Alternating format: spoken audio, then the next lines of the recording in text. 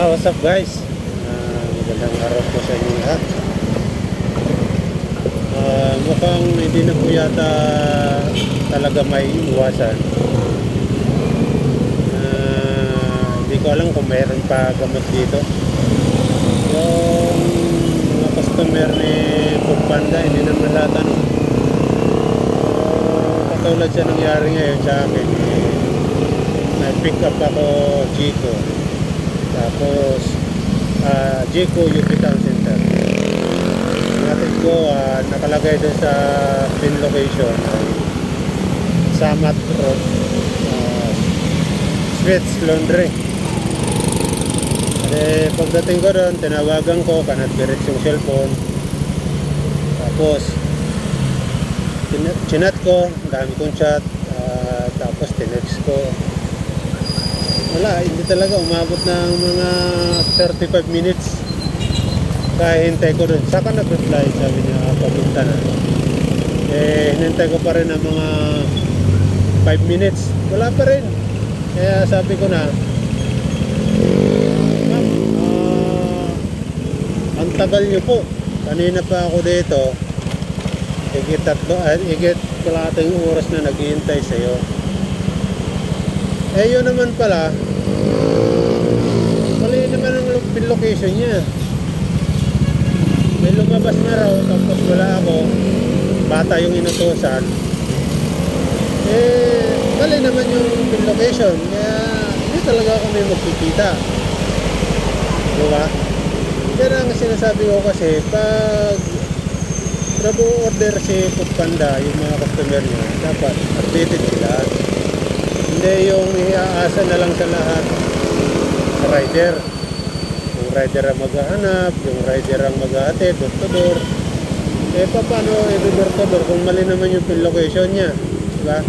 Mas maganda sana kung nagre-reply para kahit saan siya, ihahatid na lang. Diba ba? Mukhang hindi naman lahat, pero mukhang hindi na kaya isolve yung ganyang problema ni Foodpanda, no? Kung ang biyahe natin ay 3 oras lang sa isang shift, ay naghintay tayo ng higit kalahating oras, tapos bibigyan ka ng order isang oras, wala na talaga. 2 order lang, 3 oras, 2 order rin. Hindi, pakiusap natin sa mga customer, hindi naman po lahat. Pag-order po kayo, bantayan nyo po yung order mo.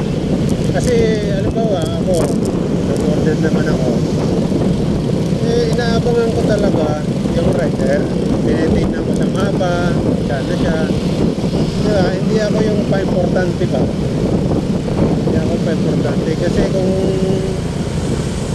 kaya hindi natin masisi itong ibang mga rider kung gumawa ng kalokohan, diba? Kasi hindi nila nagugustuhan yung mga customer kasi napasaway talaga, diba? Kaya hindi natin sila masisi itong mga rider na may initin ang ulo, diba?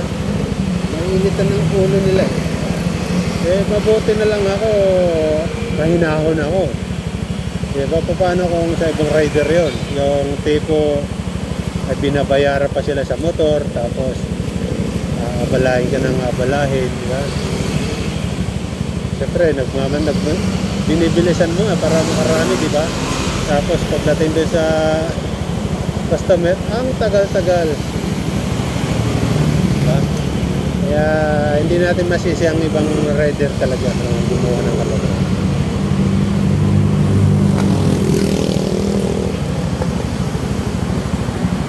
Sana maayos yan. Sana magawa ng paraan ni Foodpanda yan na kung mag-order, sana pinakamalayo na sana yung mga 10 minutes 15 minutes, diba? Okay na yan pero kung higit kalahating oras na 45 minutes, nag-aantay ka pa sa store, mag-aantay ka pa ng 30 minutes, 45 minutes. Tapos pagdating sa customer, ganun na naman ang nantayin bago ma-drop. Kaya sana ma-observe yan ni Professor.